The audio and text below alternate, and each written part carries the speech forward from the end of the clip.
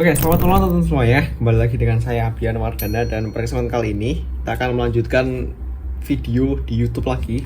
Setelah beberapa hari yang lalu aku udah lama nggak upload video khususnya di YouTube. Mungkin beberapa update di Instagram masih ada, tapi perlu aku beritahu kepada teman-teman bahwa saya kemarin aku baru banyak kegiatan yang mana bikin aku buat bikin video dan juga beberapa konten itu terhambat karena sebenarnya udah ada planning beberapa jadwal beberapa hari ini, tanggal ini udah ada jadwalnya buat upload video, tapi karena ada beberapa kegiatan yang tidak bisa ditinggalkan dan ini baru kesampaian buat bikin video. Dan by the way teman-teman, ini tanggal 29 Mei 2024, tepat kemarin tanggal 28 Mei 2025, mohon maaf bukan 2024, adalah pengumuman hasil SNBT atau UTBK, yaitu seleksi buat masuk universitas negeri. Dan belum rezekinya mungkin ya, karena belum mendapat hasil yang diinginkan, dalam artian belum keterima di UTBK SNBT. Jadi aku udah ketolak 2 kali teman-teman, di SNBP sama di SNBT, dua-duanya ketolak.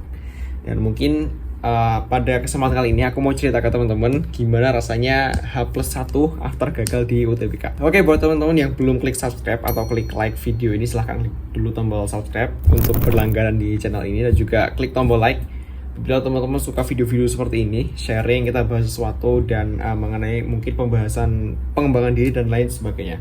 Jadi yang baru bergabung di channel ini, selamat datang. Perkenalkan, nama saya Abian Putra Wardana, atau teman-teman biasa manggilnya Abian Wardana. Saya seorang mantan pelajar SMA yang tahun ini lulus dan baru nyari universitas. Beberapa proses yang butuh proses ya namanya, tapi aku juga seorang public speaker, habis itu aktivis di beberapa kegiatan, dan juga seorang organisator yang dulunya aktif di sekolah.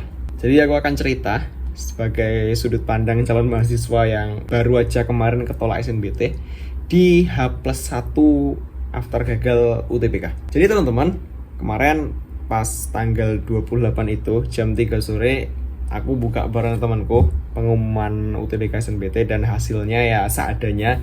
Dalam artian sebenarnya aku udah berusaha secara maksimal, tapi mungkin ada takdir lain atau rezeki lain yang mungkin harus diperjuangkan kembali di luar sana. Dan aku lihat teman-temanku banyak sekali yang udah keterima di SNBT. Selamat buat teman-teman yang udah keterima, dan buat yang belum keterima mungkin atau belum mendapatkan hasil yang maksimal atau memuaskan, ya udah sama kita sama-sama belum dapat gitu. Dan mungkin pada akhir-akhir ini juga aku nanti akan ada beberapa tahap lagi buat cari universitas atau jenjang pendidikan yang lebih tinggi. Dan kebetulan teman-teman, setelah ketolak tersebut, mungkin banyak dari teman-teman ngerasa langsung shock, down, padahal udah les sana sini, bayar mahal, habis itu padahal udah belajar sampai tengah malam, nggak tidur dan lain sebagainya, dan mungkin ngerasa hasilnya belum memuaskan atau belum sesuai ekspektasi lah ya. Dalam artian ya belum memenuhi ekspektasinya teman-teman. Menurutku nggak masalah. Mungkin ada beberapa teman-teman yang ngerasa tetap ya habis aku ngomong kayak gini tetap ada yang ngerasa nggak terima dan lain sebagainya. Tapi yang perlu ditekankan adalah kemarin teman-teman, kebetulan pas tanggal 28 itu pas jam 3 lebih dikit kan pengumuman ya. Habis itu aku buka hasil pengumumanku dan nggak dapet.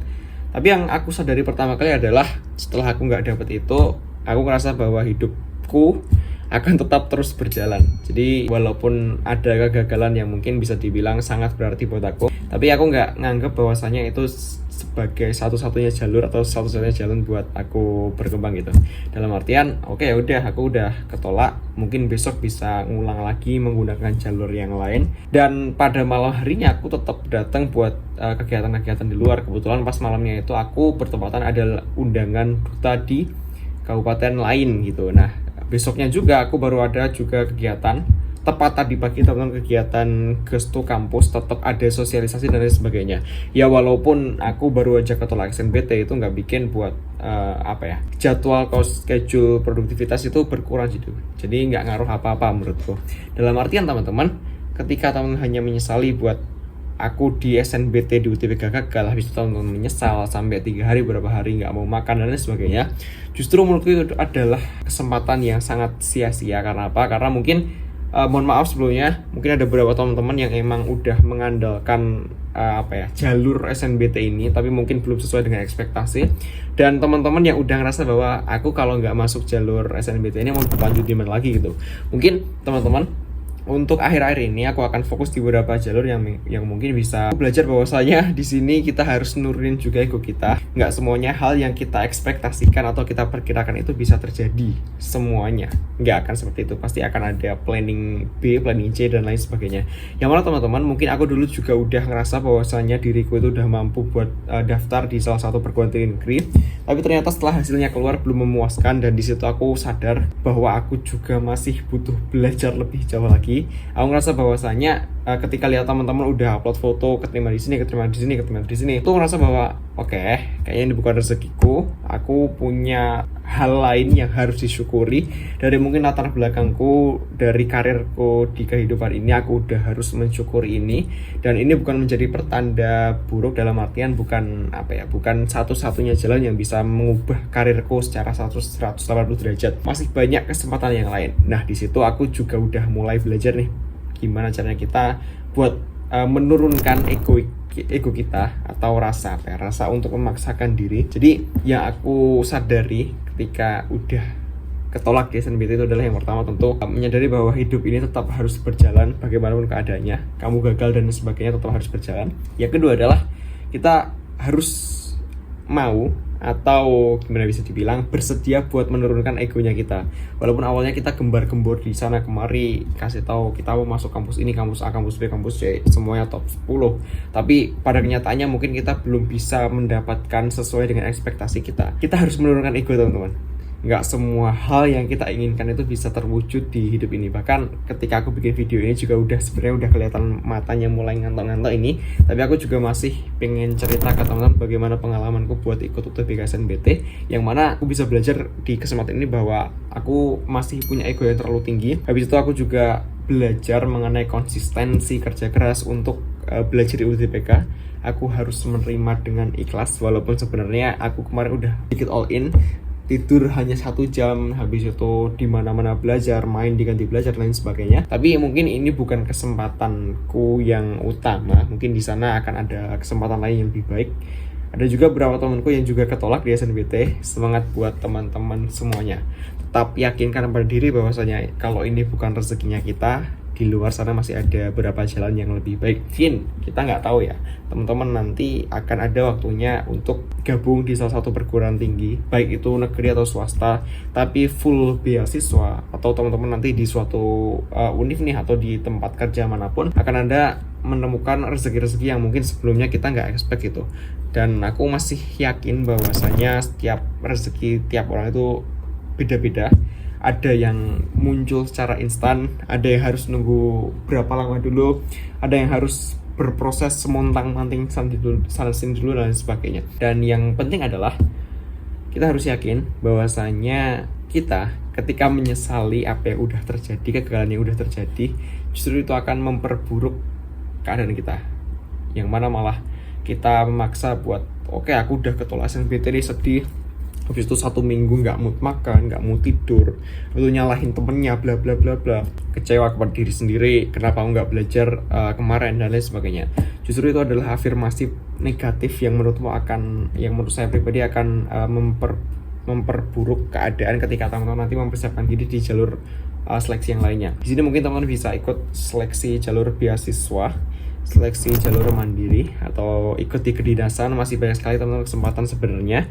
Atau ketika teman-teman buka sosial media pun sebenarnya banyak sekali info apakah gap year itu baik untuk kita atau enggak, atau ada benefit tertentu atau ada kekurangan tertentu.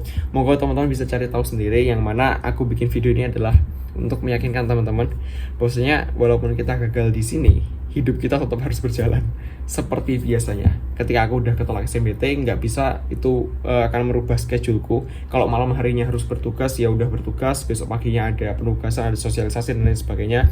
Ada kegiatan ngajar, ada upload ini, bikin konten ini. Semuanya tetap tersusun secara rapi, walaupun kamu udah statusnya gagal di UTBK. Tapi mungkin nanti ada disisakan sedikit lah beberapa waktu buat difokuskan kembali untuk kembali bertempur istilahnya. Karena di sini kita diuji bukan hanya seberapa sabar kita menahan rasa iri terhadap orang lain, tapi juga kita di sini diuji bagaimana kita bisa sabar. Karena proses buat masuk di PTN atau di PTS itu juga lumayan masih lama, dan semangat buat teman-teman yang masih memperjuangkan masa depan dan juga univ impiannya sama, kita sama-sama berjuang.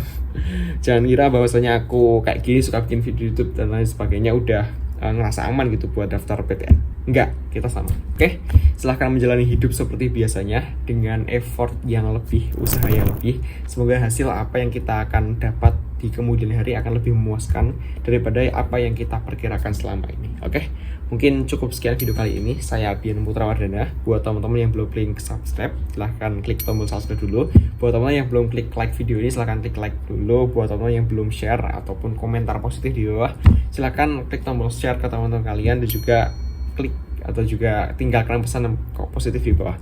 Semoga aku bisa lebih semangat lagi buat bikin video seperti ini, dan harapannya teman-teman juga bisa antusias buat belajar, antusias buat dengerin gimana ceritaku dalam sudut pandang sebagai anak SMA yang baru aja lulus.